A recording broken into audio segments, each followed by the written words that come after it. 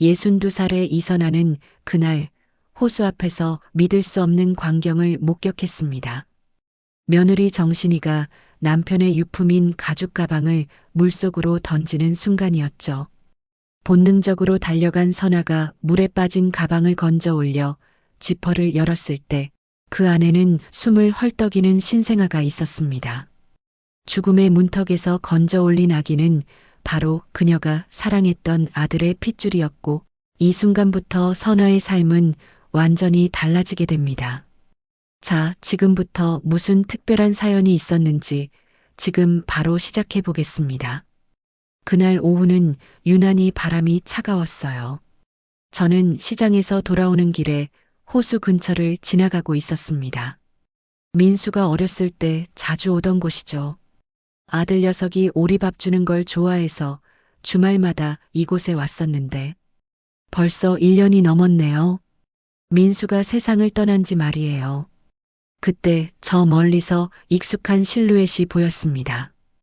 며느리 신이었어요. 35살의 신이는 키가 크고 날씬한 편인데 그날따라 검은색 롱코트를 입고 있어서 더욱 눈에 띄었죠. 신이가 저기서 뭐 하는 거지? 제 발걸음이 자연스럽게 느려졌어요. 뭔가 이상했거든요. 며느리의 움직임이 너무 급하고 불안해 보였습니다. 주변을 두리번거리더니 무거운 가방을 들어 올리는 게 보였어요. 그 가방, 민수가 생전에 아끼던 갈색 가죽 여행 가방이었습니다. 저게 민수 가방 아닌가. 심장이 쿵쿵 뛰기 시작했어요. 신이가 가방을 들어 올리더니 호수 쪽으로 몸을 돌렸습니다.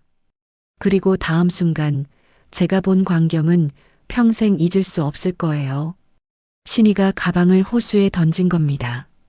첨벙, 물이 튀며 가방이 물속으로 가라앉기 시작했어요. 저는 그 순간 이성을 잃었습니다. 왜 그랬는지는 모르겠어요. 그냥 본능적으로 달려갔죠. 아, 너 지금 뭐 하는 거야? 제 목소리에 신이가 화들짝 놀라며 돌아봤어요. 며느리의 얼굴은 새하얗게 질려 있었고 눈동자는 공포로 가득했습니다. 어머님, 어머님은 왜 여기? 신이가 떨리는 목소리로 말했지만 저는 대답할 겨를이 없었어요. 가방이 점점 물속으로 가라앉고 있었거든요. 저는 코트도 벗지 않은 채 호숫가로 뛰어들었습니다. 어머님, 안 돼요. 신이가 제 팔을 붙잡으려 했지만 저는 뿌리쳤어요. 차가운 물이 무릎까지 차올랐습니다. 62살 나이에 이렇게 물에 들어가 본 게 언제였을까요? 하지만 그런 건 중요하지 않았어요. 가방이 거의 잠길 뻔한 순간 저는 손잡이를 겨우 붙잡았습니다. 생각보다 무거웠어요. 양손으로 가방을 끌어당겨 물 밖으로 꺼냈죠. 헉! 숨이 턱까지 찼지만 저는 멈추지 않고 가방을 호숫가로 끌고 나왔습니다. 온몸이 젖어 있었지만 신경 쓸 겨를이 없었어요. 가방에서 이상한 느낌이 들었거든요. 떨리는 손으로 지퍼를 열었습니다. 그리고 그 순간 제 세상이 멈췄어요. 가방 안에 아기가 있었습니다. 신생아였어요. 파란 얼굴에 작은 입술은 보랏빛이었죠. 움직이지 않는 작은 몸뚱이를 보는 순간 비명이 목구멍까지 올라왔습니다. 이게 무슨... 손이 바들바들 떨렸어요. 아기는 축 늘어진 채 눈을 감고 있었습니다. 숨을 쉬는지 안 쉬는지도 모르겠더라고요. 저는 황급히 아기를 가방에서 꺼냈어요. 작고 가벼운 몸이 제 품에 안겼습니다. 아가야, 아가야. 제 목소리가 떨렸어요. 아기의 가슴에 귀를 갖다 댔죠. 희미하게, 아주 희미하게 심장 소리가 들렸습니다. 살아있었어요. 신이야, 이게 도대체 무슨 짓이야? 저는 며느리를 돌아봤습니다. 신이는 그 자리에 주저앉아 있었어요. 얼굴은 새하얗고 손은 떨리고 있었죠. 어머님, 저는 말해. 이 아기가 누구야? 제가 소리쳤어요. 신이는 입술을 떨며 고개를 숙였습니다. 제, 제 아기예요. 순간 머릿속이 하얘졌어요. 며느리의 아기? 그럼 이건 민수 아들이란 말이야? 신이는 대답하지 않았어요. 하지만 그 침묵이 모든 걸 말해줬죠. 저는 아기를 꼭 껴안았습니다. 작은 몸에서 희미한 온기가 느껴졌어요. 왜 아무 말도 안 한 거야? 어머님, 저는 키울 수가 없어요. 신이의 목소리는 떨리고 있었지만 차갑기도 했어요.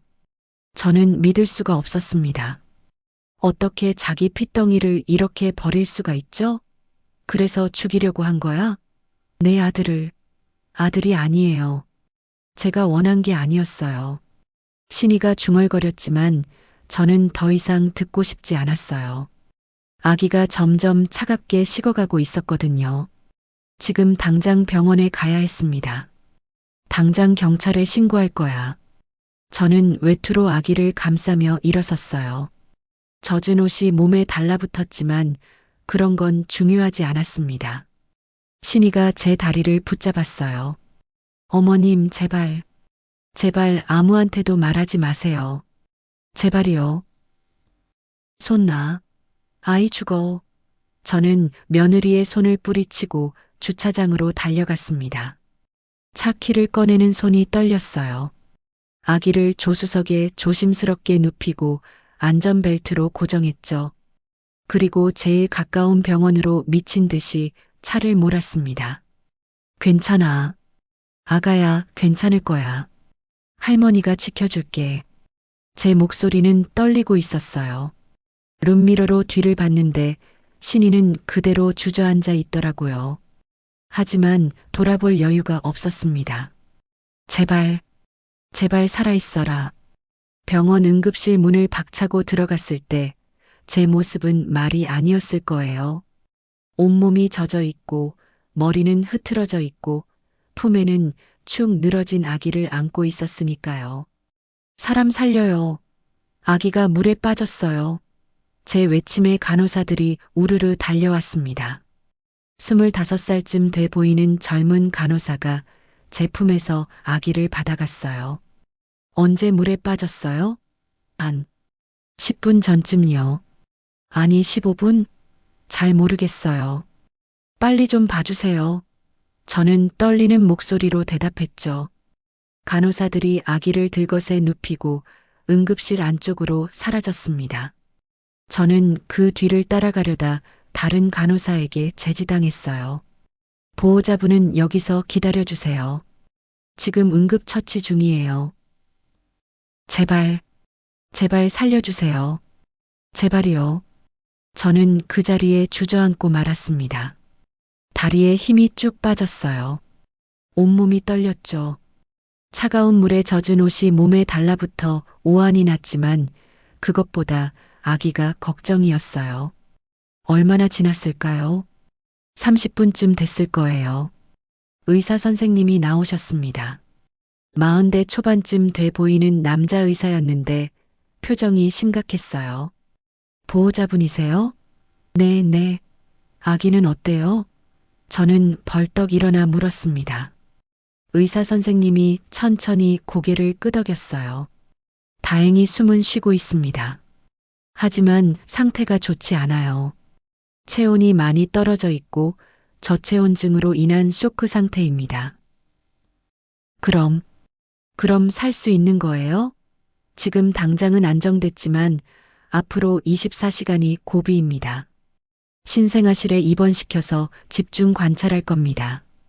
의사 선생님의 말에 저는 가슴을 쓸어내렸어요. 살 수 있다는 거잖아요. 그것만으로도 감사했습니다. 그런데 보호자분, 이 아기는 태어난 지 얼마 안 된 것 같은데 어떻게 물에 빠진 거예요? 의사 선생님이 조심스럽게 물었어요. 저는 잠시 망설였습니다. 뭐라고 말해야 할까요? 며느리가 호수에 던졌다고? 하지만 숨길 수는 없었어요. 사실은 제 며느리가 버린 거예요. 제 목소리가 떨렸습니다. 의사 선생님의 표정이 굳어졌어요. 버렸다고요? 네. 저희 아들이 1년 전에 세상을 떠났거든요. 그런데 며느리가 임신한 줄도 몰랐어요. 오늘 호수에서 며느리가 가방을 물에 던지는 걸 봤는데 그 안에 이야기가 말을 하다 보니 눈물이 났어요. 의사 선생님이 제 어깨를 토닥였습니다.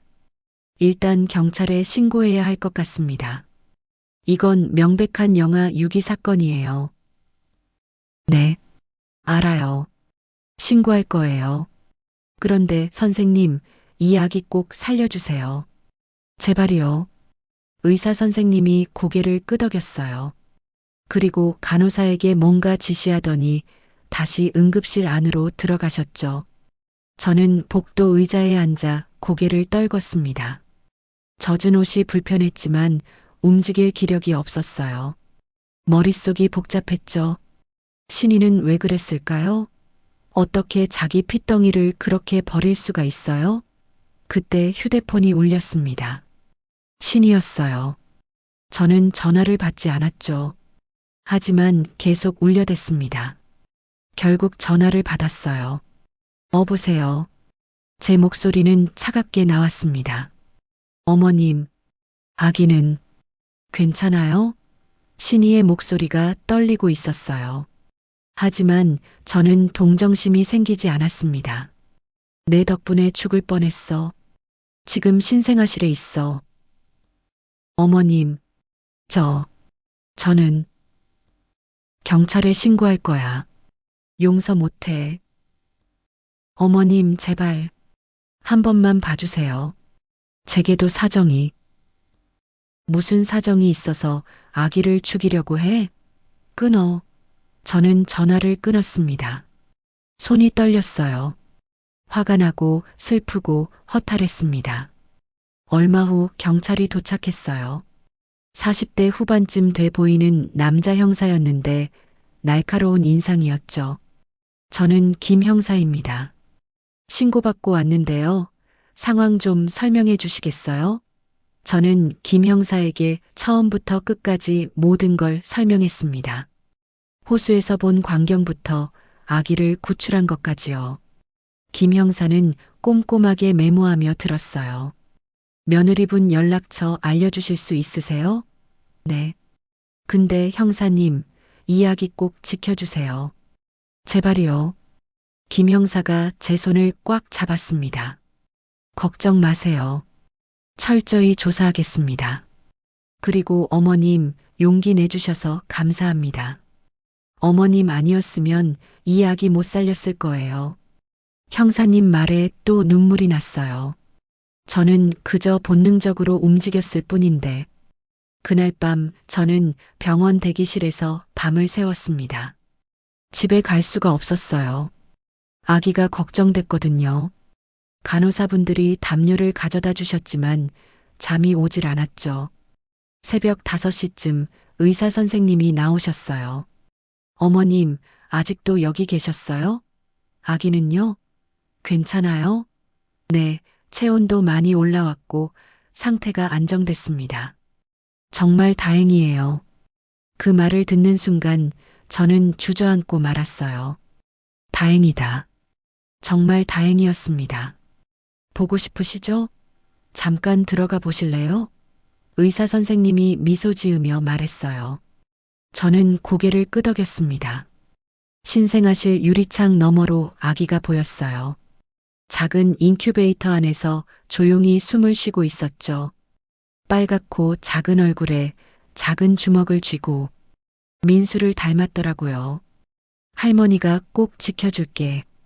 약속해. 저는 유리창에 손을 대고 중얼거렸습니다. 그 작은 생명이 너무나 소중하게 느껴졌어요. 이틀 후 김 형사님이 다시 병원에 오셨어요. 표정이 무거워 보였습니다. 어머님, 며느리분 조사했습니다. 저는 형사님 앞에 앉았어요. 가슴이 두근거렸습니다. 신희 씨가 모든 걸 자백했어요. 임신 사실을 숨기고 혼자 출산했다고 합니다. 혼자요? 병원도 안 갔어요? 네. 집에서 혼자 낳았대요. 그리고 바로 그날 아기를 유기하려 했고요. 형사님 말에 저는 할 말을 잃었습니다. 어떻게 그럴 수가 있죠? 동기는 뭐래요? 재정적인 문제라고 하더군요. 남편분 사망 후 받은 보험금으로 살고 있었는데 아기까지 키울 여력이 없다고.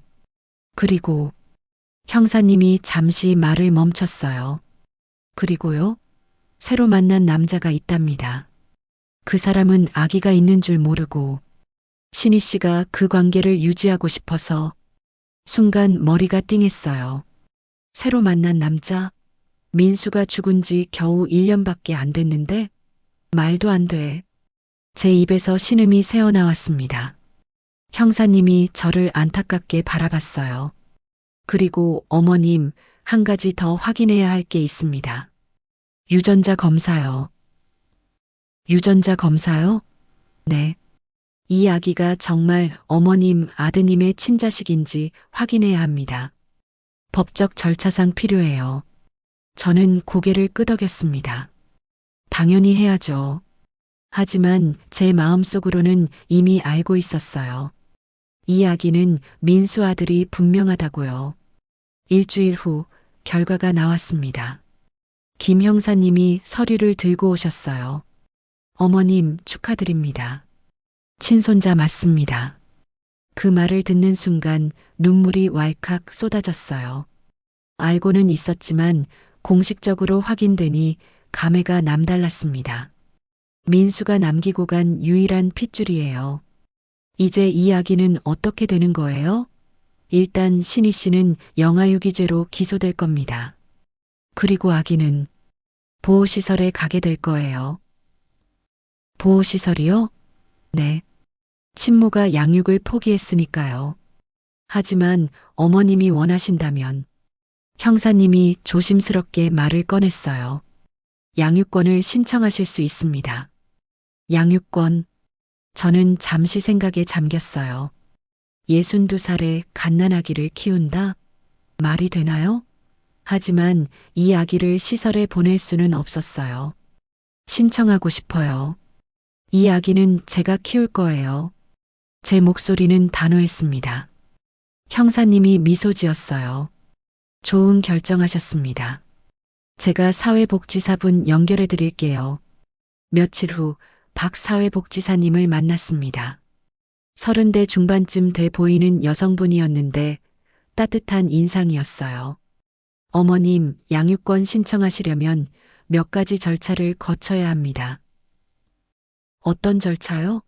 일단 가정환경 평가가 있고요. 경제력 증명, 건강검진, 여러 가지가 필요해요. 박사회복지사님이 서류들을 내밀었어요. 보기만 해도 머리가 아팠지만 포기할 수 없었습니다. 다 하겠습니다. 뭐든지요. 그리고 어머님, 솔직히 말씀드리면 나이가 걸릴 수 있어요. 갓난아기를 키우시기엔. 제가 아들을 혼자 키웠어요. 남편 없이 혼자서요. 이 아기도 키울 수 있습니다. 제 목소리에 힘이 들어갔어요. 박사회복지사님이 제 손을 잡았습니다. 어머님 마음 잘 알겠습니다. 최선을 다해 도와드릴게요. 그날부터 저는 바빠졌어요. 집안을 정리하고 아기 방을 꾸미고 병원 다니며 서류를 준비했죠. 이 선생님이 많이 도와주셨어요. 선아야, 넌 정말 대단해. 60이 넘어서 아기를 키우겠다니. 66살인 이 선생님은 제 오랜 친구예요. 동네에서 함께 자랐죠. 언니, 저 어떡해요? 무섭기도 하고. 잘할 수 있을까요? 당연하지.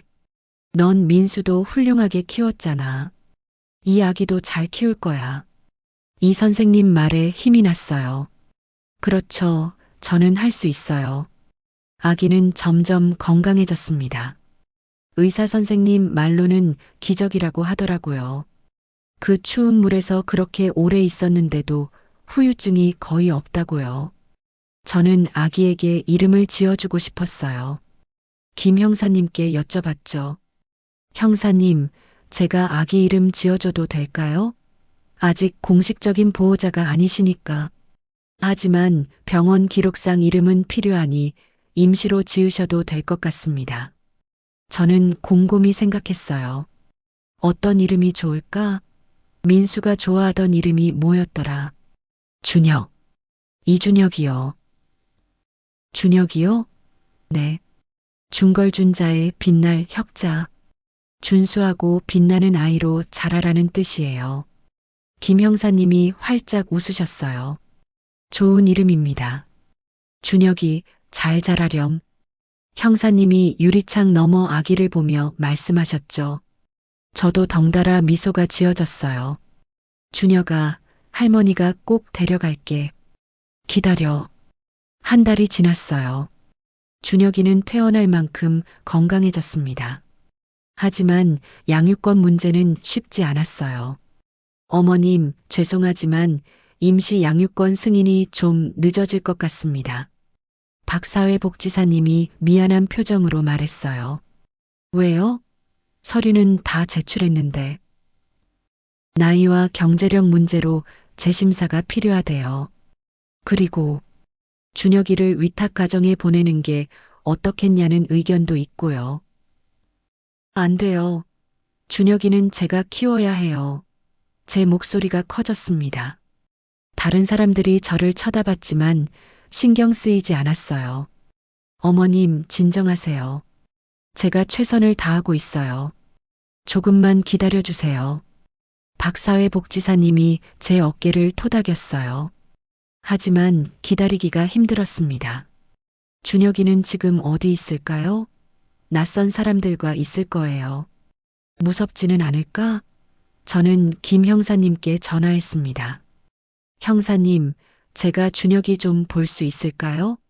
지금 보호시설에 있는데 면회는 가능할 겁니다. 제가 연락해 볼게요. 다음 날 저는 보호시설을 찾아갔어요. 생각보다 깨끗하고 밝은 곳이었지만 마음이 편치 않았습니다. 어머님, 이쪽으로 오세요. 시설 직원분이 저를 안내했어요. 작은 방에 여러 아기 침대가 있었고 그중 하나에 준혁이가 누워 있었죠. 준혁아. 제 목소리가 떨렸어요. 준혁이는 조용히 자고 있었습니다. 한 달 사이 많이 컸더라고요. 볼이 통통해지고 피부도 좋아졌어요. 안아봐도 될까요? 네, 물론이죠. 저는 조심스럽게 준혁이를 안았습니다. 포근한 무게감이 느껴졌어요. 준혁이가 눈을 떴습니다. 까만 눈동자가 저를 바라봤죠. 할머니야. 준혁아. 기다리고 있었어? 눈물이 났어요. 준혁이가 작은 손으로 제 손가락을 잡았습니다. 그 느낌이 너무나 따뜻했어요. 그때부터 저는 매일 시설을 찾아갔습니다. 아침에 가서 준혁이 밥 먹이고 기저귀 갈아주고 재우고 직원분들도 처음엔 의아해했지만 나중엔 도와주셨어요. 어머님 정말 대단하세요. 매일 오시다니. 젊은 보육사분이 말했어요. 제 손자인데 당연하죠. 저는 웃으며 대답했습니다. 힘들었지만 행복했어요. 2달째 드디어 좋은 소식이 들려왔어요. 박사회복지사님이 활짝 웃으며 전화했습니다. 어머님, 임시 양육권 승인됐어요. 정말요? 네. 6개월간 임시로 양육하시면서 최종 평가받으시면 됩니다. 저는 그 자리에서 소리를 질렀어요.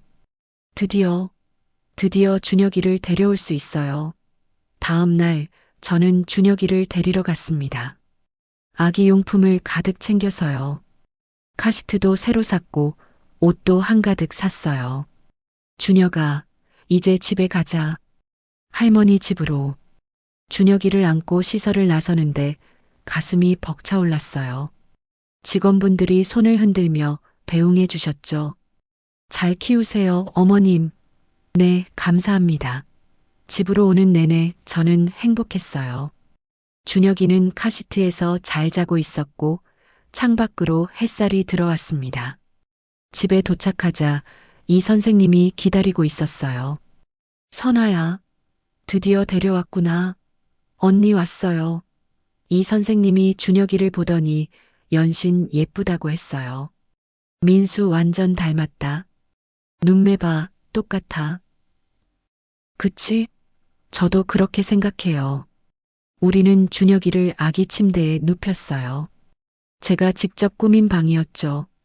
하늘색 벽지에 동물 그림들이 있고 푹신한 침대와 장난감들. 준혁아, 여기가 내 방이야.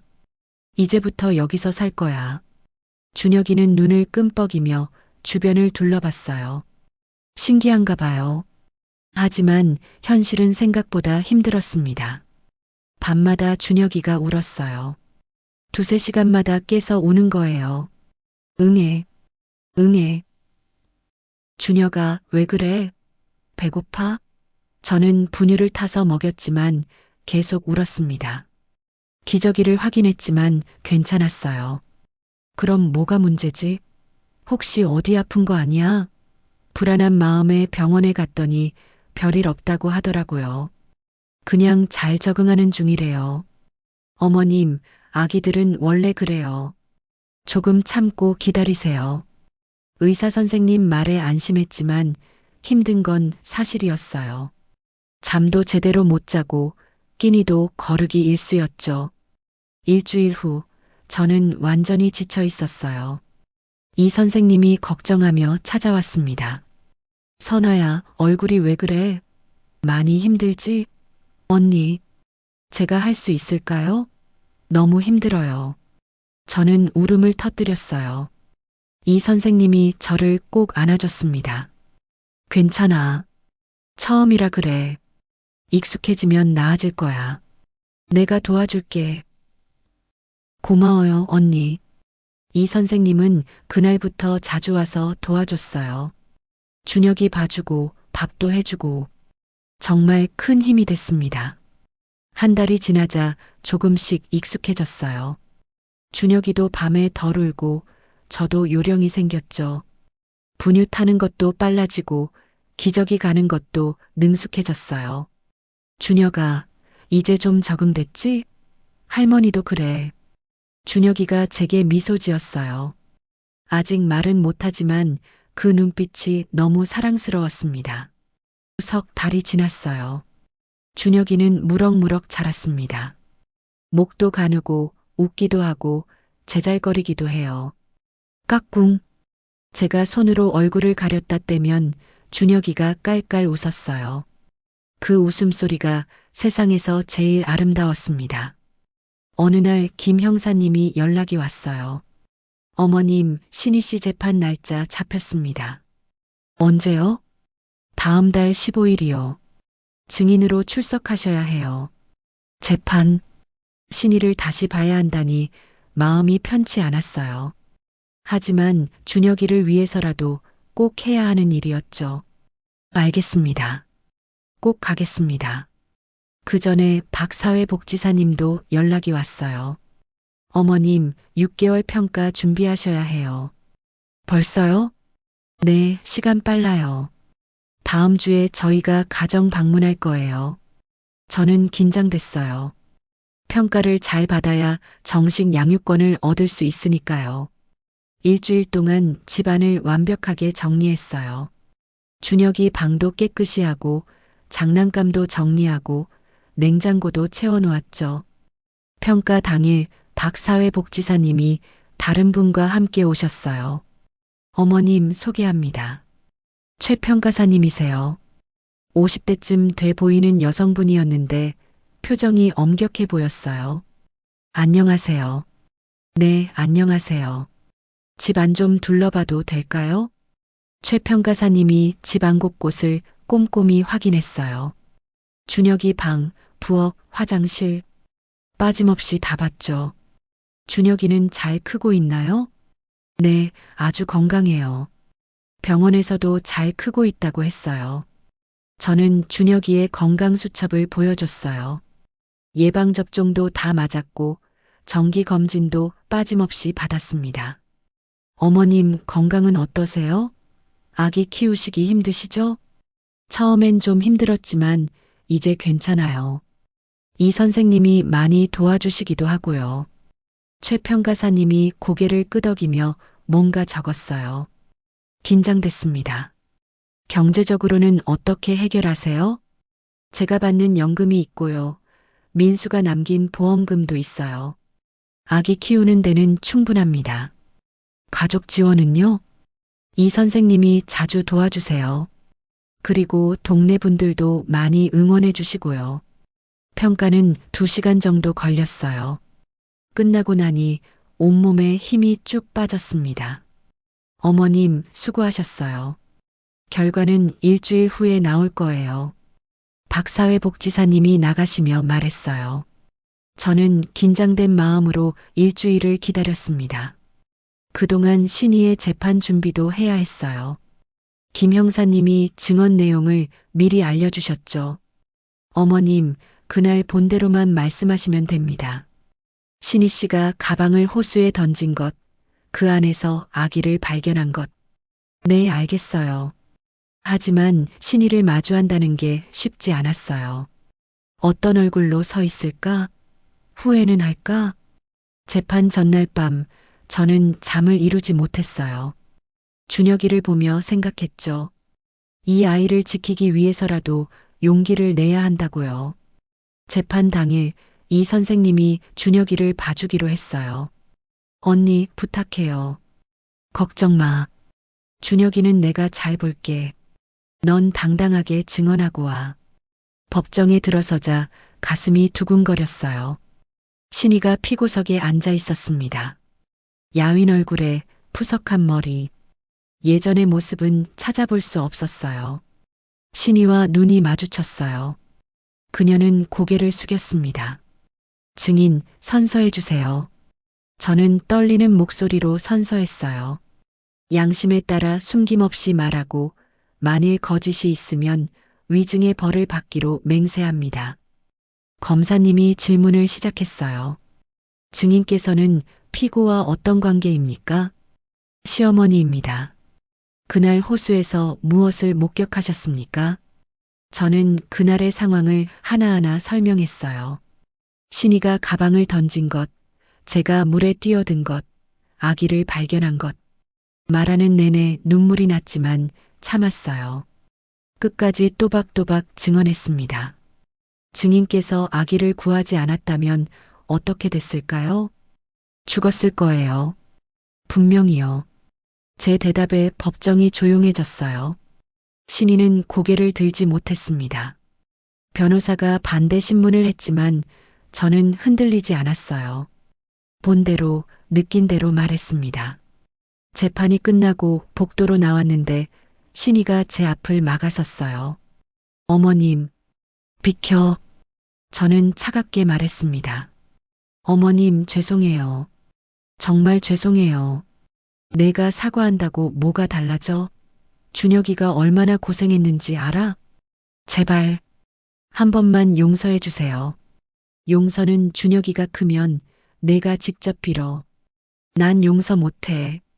저는 신희를 지나쳐 걸어갔어요. 뒤돌아보지 않았습니다. 집에 돌아오니 준혁이가 웃으며 저를 맞아줬어요. 준혁아, 할머니 왔어. 아기를 안으니 마음이 편안해졌습니다. 이 아이만 잘 자라주면 그것으로 충분해요.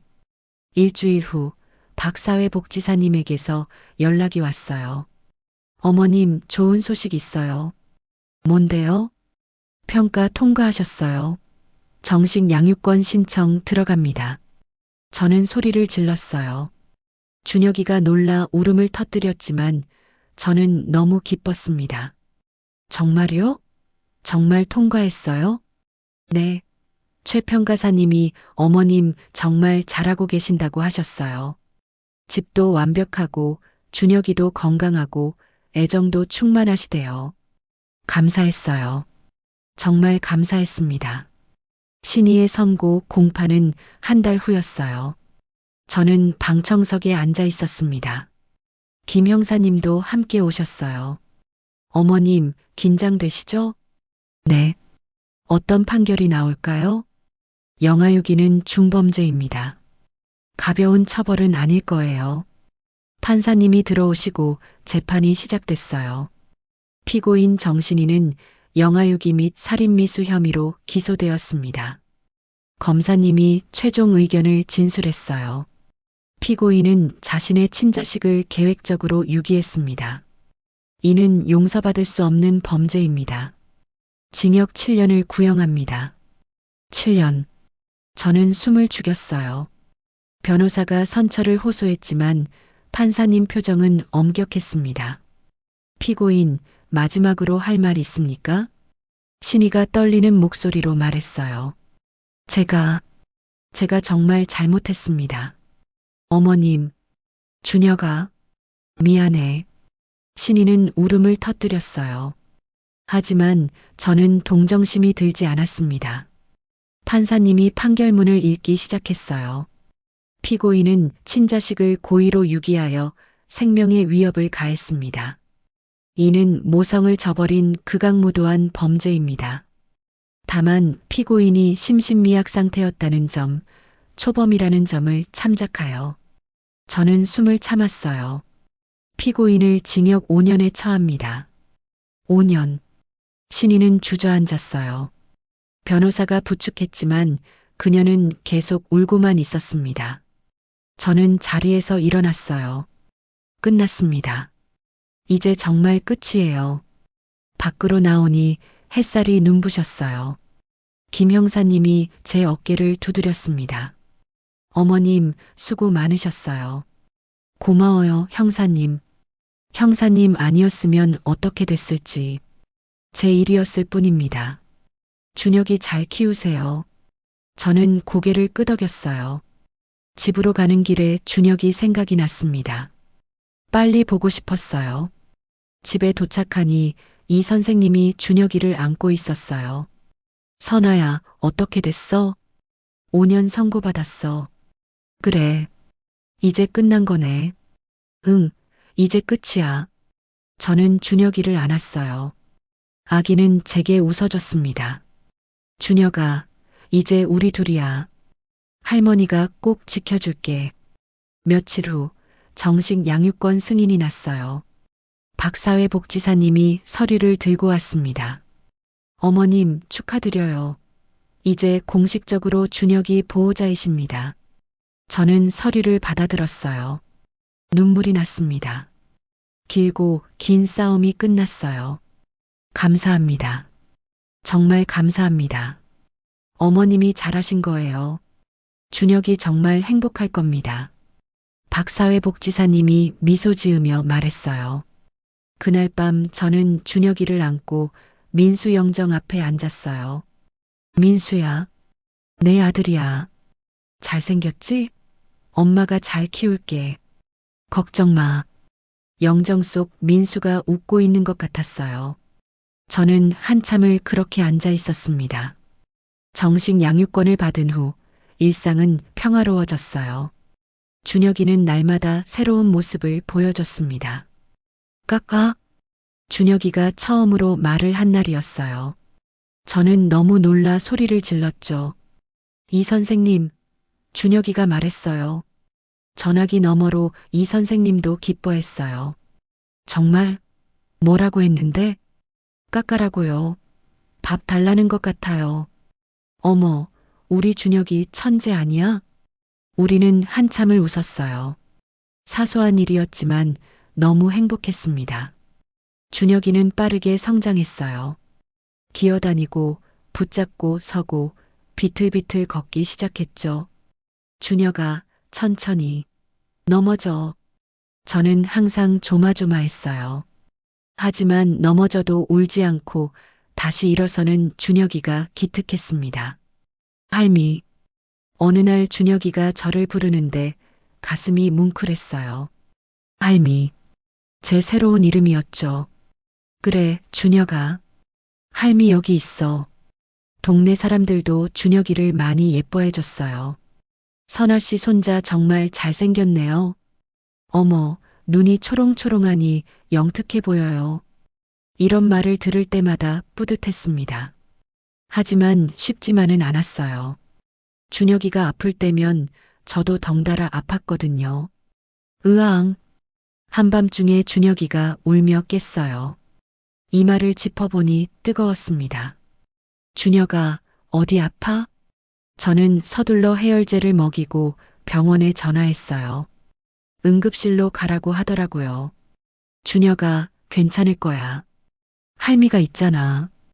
응급실에서 준혁이를 검사했는데 단순 감기였어요. 다행이었죠. 어머님, 너무 걱정 마세요. 아기들은 자주 열나요. 의사 선생님이 웃으며 말했지만 저는 가슴이 철렁했어요. 선생님, 제가 나이가 있다 보니 준혁이한테 미안해요. 무슨 말씀이세요? 어머님처럼 헌신적인 보호자 처음 봐요. 의사 선생님 말에 조금 위안이 됐어요. 집으로 돌아와 준혁이를 재우고 나니 새벽이었어요. 거울을 보니 제 얼굴에 주름이 더 깊어진 것 같았습니다. 내가 과연 잘하고 있는 걸까? 문득 불안해졌어요. 하지만 자고 있는 준혁이를 보니 그런 생각이 사라졌습니다. 할미가 끝까지 책임질게. 약속해. 6개월 후 입양 절차를 시작했어요. 박사회복지사님이 다시 방문했습니다.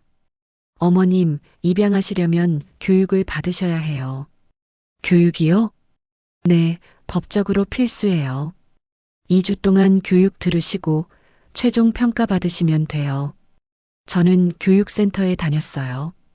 다른 예비 부모들과 함께 입양에 대해 배웠죠. 대부분 젊은 부부들이었는데 저만 나이가 많았습니다. 어머님은 손자를 입양하시는 거예요? 한 젊은 여성이 물었어요. 네, 맞아요. 대단하세요. 쉽지 않으셨을 텐데.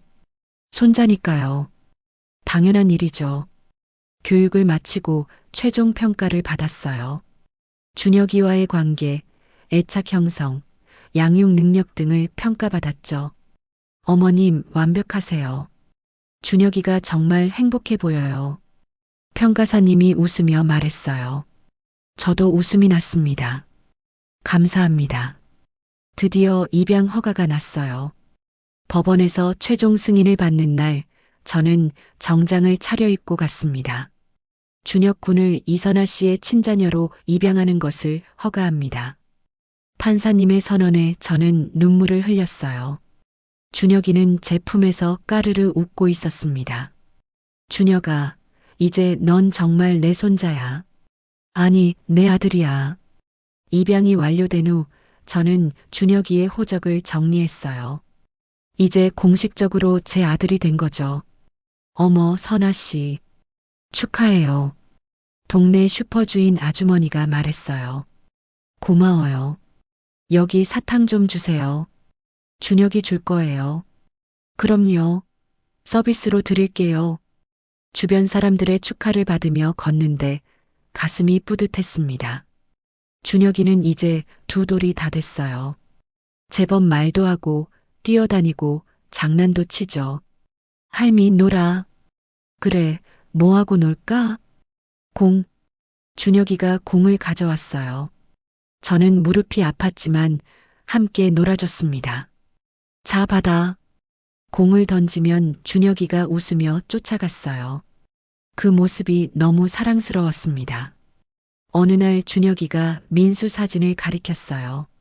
할미, 이거 누구? 그건 아빠야. 준혁이 아빠. 아빠? 응, 하늘나라에 계셔. 준혁이는 아직 이해하지 못하는 것 같았어요. 하지만 언젠가는 말해줘야겠죠. 아빠가 준혁이 많이 사랑했을 거야. 지금도 하늘에서 지켜보고 계실 거야. 준혁이가 사진에 뽀뽀했어요. 아빠 뽀뽀. 저는 눈물이 났어요. 준혁이를 꼭 안았습니다. 우리 준혁이 착하지? 시간이 흘러 준혁이는 유치원에 다니기 시작했어요. 첫날 유치원에 데려다 주는데 떨리더라고요. 준혁아, 여기서 재미있게 놀다 와. 할미도 같이? 할미는 집에 있다가 데리러 올게. 준혁이가 불안한 표정을 지었지만 선생님이 손을 잡고 들어갔어요. 저는 한참을 그 자리에 서 있었습니다.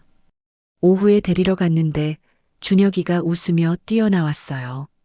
할미, 재미있었어. 그래, 뭐 했는데? 그림 그리고 노래 부르고. 준혁이가 신나서 이야기했어요. 다행이다 싶었죠.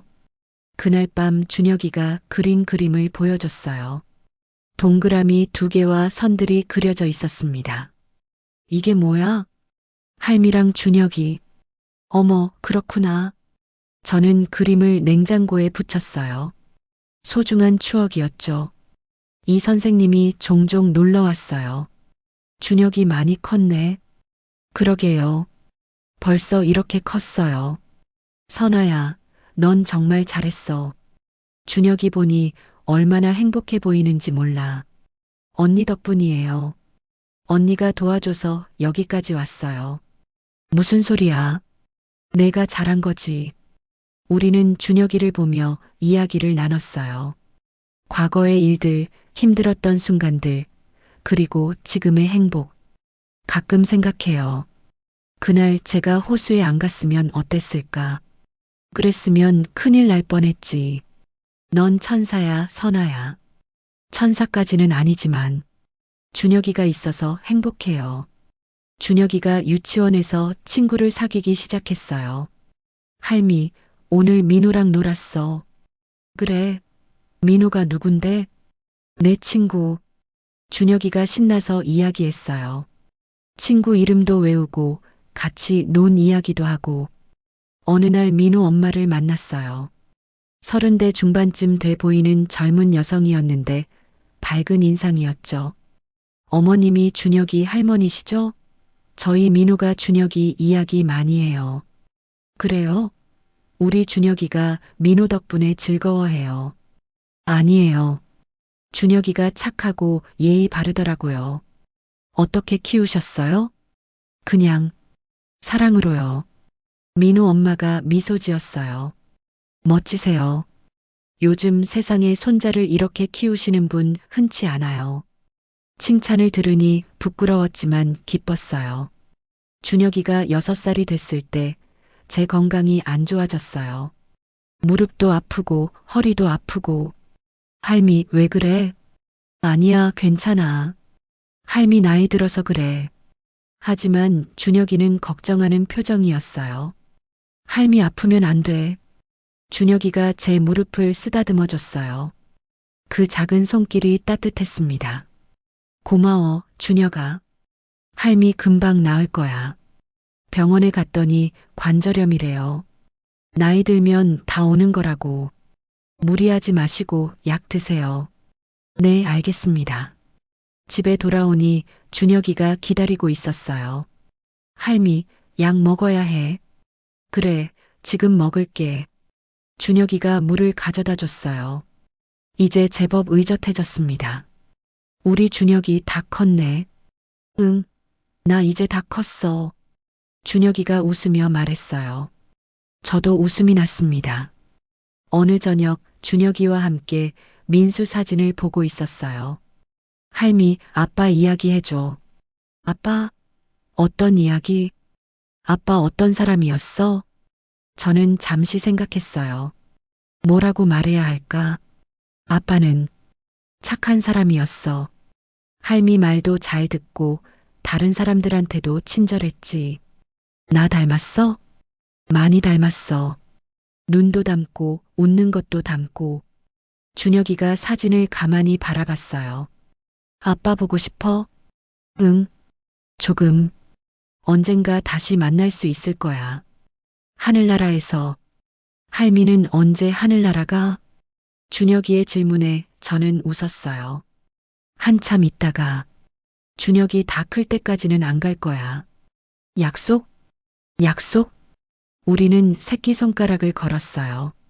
밤이 깊어지고 준혁이를 재웠습니다. 잠든 얼굴을 보니 평화로웠어요. 민수야, 내 아들 잘 키우고 있지? 엄마 잘하고 있지? 창밖으로 별이 보였어요. 민수가 저기 있을까요? 저를 지켜보고 있을까요? 걱정 마. 엄마가 끝까지 책임질게. 저는 준혁이 이마에 입맞춤했어요. 그리고 조용히 방을 나왔습니다. 거실 소파에 앉아 생각했어요. 그날부터 지금까지 참 많은 일이 있었죠. 힘들었지만 후회는 없어요. 준혁이가 있어서 저도 살 수 있었으니까요. 창밖으로 해가 뜨고 있었어요. 새로운 아침이었습니다. 준혁이와 함께할 새로운 하루. 고마워, 준혁아. 할미한테 와줘서. 저는 미소 지으며 중얼거렸어요. 그리고 부엌으로 가서 준혁이 아침을 준비하기 시작했습니다. 오늘도 내일도 모레도 저는 준혁이와 함께 살아갈 거예요. 이것이 저희 이야기입니다. 절망 속에서 시작했지만 사랑으로 이어진 이야기. 할머니와 손자, 아니 엄마와 아들의 이야기. 우리는 앞으로도 함께 걸어갈 거예요. 끝까지.